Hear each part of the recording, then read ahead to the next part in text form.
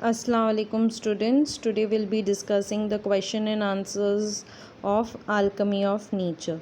Our first question is, how does the hibiscus flower make the most of its short lifespan? The answer to this question we'll get it in our paragraph number 2. The paragraph where we have a hibiscus plant. So you have to frame in answers. We have already read that how does hibiscus flower enjoys his life. Now see from line number from down third line, the flower comes to life for a day. Now we are not going to write the flower, but we are going to write the name of the flower, that is hibiscus. The hibiscus flower comes to life only for a day, yet it does so in a full splendor. Now after writing this you have to continue the answer. पहले हम लोग answer की शुरुआत नीचे की तरफ से करेंगे, एंडिंग से थर्ड लाइन पे, नीचे से थर्ड लाइन पे हम स्टार्ट करेंगे. द फ्लावर नहीं लिखेंगे, हम लोग लिखेंगे the hibiscus flower come to life only for a day yet it does so in a full Splendor.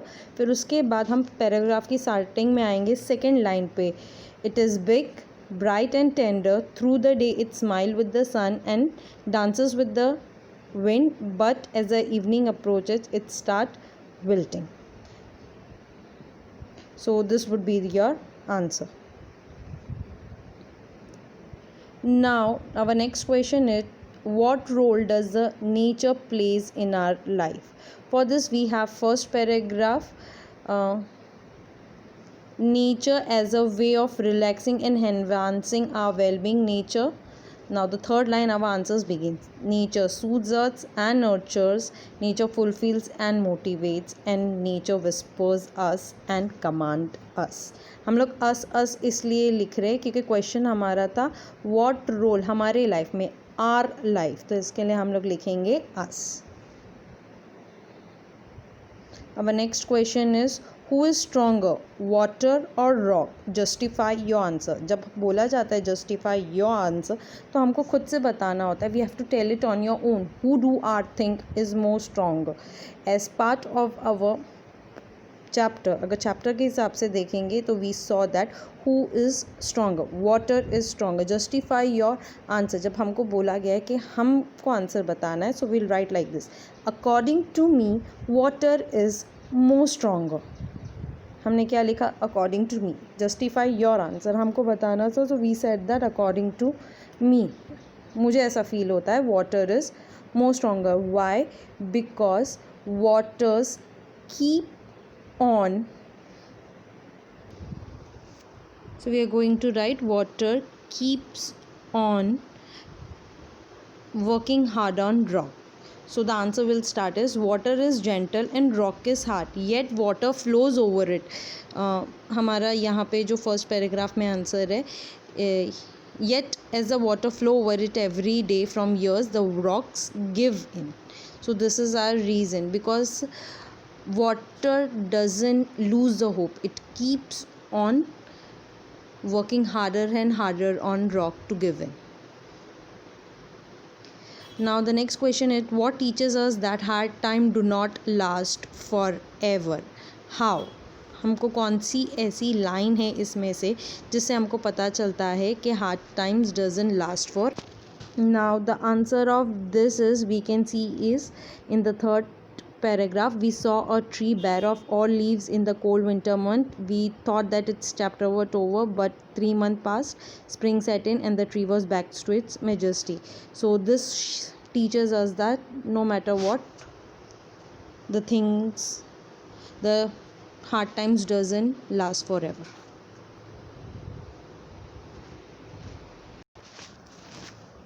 Now next thing that we are going to discuss is our workshop. Question number 1, what thing in nature teaches us the following? Now the first question is, nothing is impossible to achieve. ये हमको कैसे पता चलेगा? If you have heard the lecture properly, so the answer for this is small bits of grass. जब concrete में से grass raise होता है, so we learn that nothing is impossible to achieve. Problems are not permanent. अब भी हम लोग ने एक क्वेश्चन एंड आंसर में डिस्कस किए हैं, Hard times do not wait for long. So, who teaches us that? Bare trees in winter. Be humble and adjust. Who teaches us that? Water. Make the best use of time and opportunity. Who teaches us that? Hibiscus flower. Be persistent. Water. Keep on trying. Persistent and keep on trying. Many hands make work light, and teaches us that. Delicate structure are not a sign of weakness. Spider web. Now our next question is, read the question from the lesson, what do they imply. Now this are the lines. ये जो questions पूछे गए already ये चीज़ें हमको chapter में भी पूछी गई थी, जिसका आंसर हमको खुद से फ्रेम करना था. Are you listening. Starting of the paragraph में जब हम लोग ने पढ़े थे, चैप्टर स्टार्ट हुआ था nature whispers, nature's command, are you listening. तो हमको पूछा गया था कि आर यू लिसनिंग, क्या हम सुन रहे हैं कि नेचर जो हमको कमांड करता है, नेचर जो हमको विस्पर करता है, तो आर यू लिसनिंग इसका मतलब क्या है. तो हम लिखेंगे इसका मतलब ये है कि हम नेचर की बात सुनते नहीं हैं और नेचर को हम लोग एक्सप्लॉइट करते हैं. तो इसका मतलब हम आंसर में लिखेंगे we are not listening to the nature. इसका क्या मतलब है? We are not listening to the nature but we must listen. ये क्वेश्चन इसलिए पूछा गया था, क्या तुम ये काम करते हो. इस that is the reason poet जो हमको चैप्टर में पूछा गया था, क्या हम नेचर की सुनते हैं.